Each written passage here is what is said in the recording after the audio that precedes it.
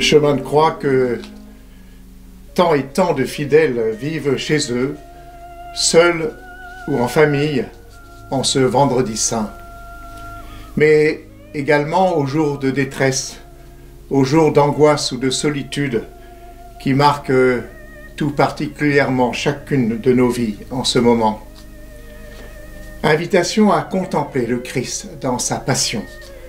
Invitation à marcher à sa suite. Invitation à renoncer à nous-mêmes. Invitation à prendre notre croix chaque jour et à le suivre.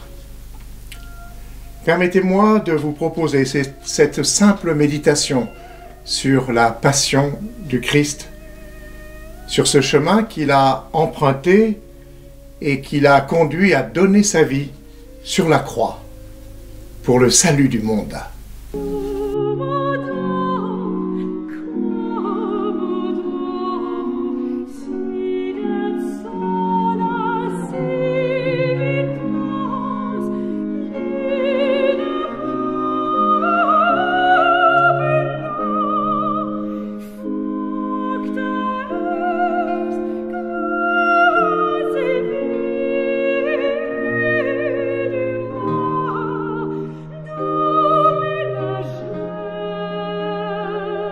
Passion de l'homme-dieu, passion de Dieu pour l'homme, passion du don de la vie.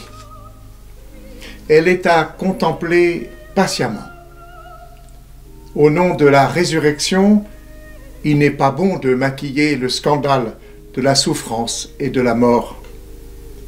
La croix, c'est l'heure des larmes et de l'agonie, l'heure vécue dans la solitude par tant d'hommes et de femmes en ces jours. Notre heure, un jour ou une nuit, Jésus la traverse sans violence et sans haine, refusant comme au désert la tentation du miracle. Père, que ta volonté soit faite. Et sa volonté, sa passion, c'est de donner la vie. Le mensonge dit que Dieu ne donne pas la vie et que la vie se garde. Nous le croyons. C'est un péché et c'est notre drame.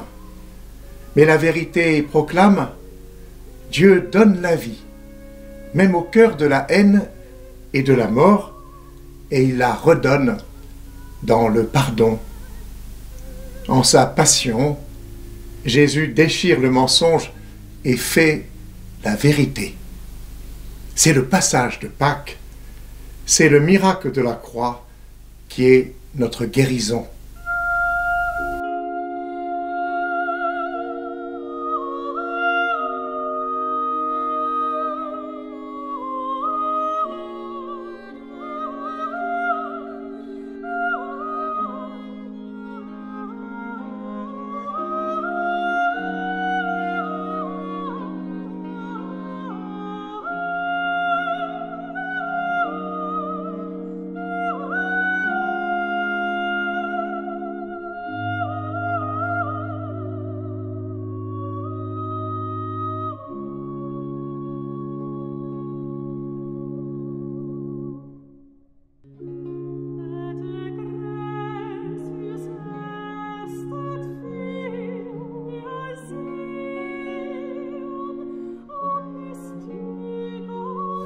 Jésus est livré.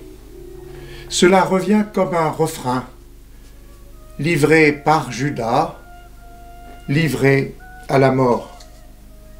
Mais aussi, et c'est la merveille, livré par Dieu entre nos mains.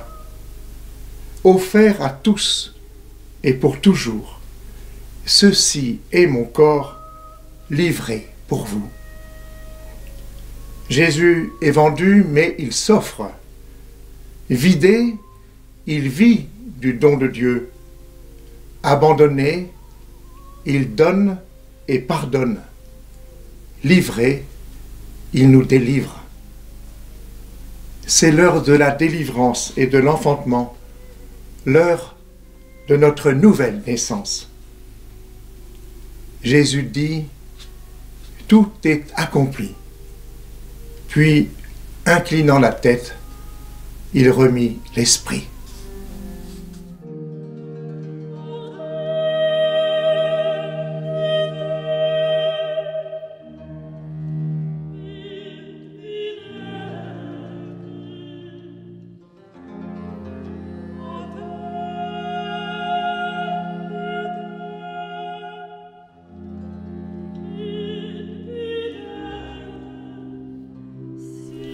Il suffit d'avoir été le témoin de ce moment unique où le souffle abandonne à jamais une poitrine humaine pour savoir toute la puissance et la fragilité du souffle.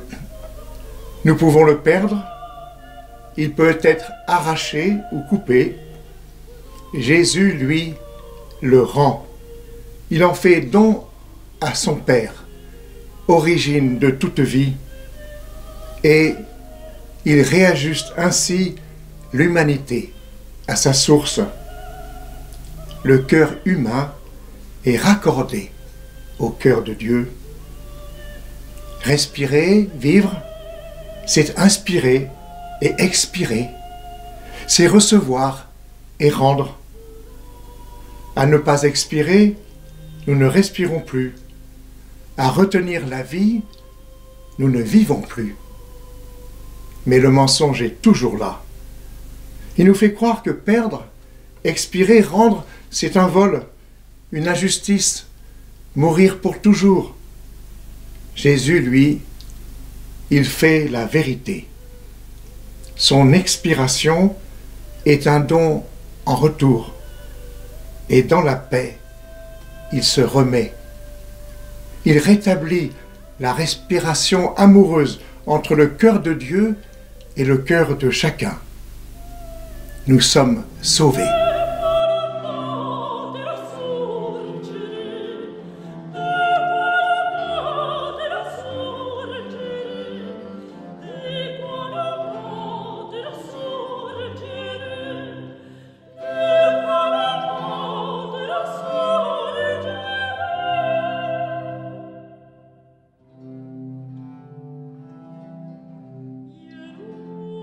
Le dernier soupir de Jésus devient le premier cri de notre renaissance.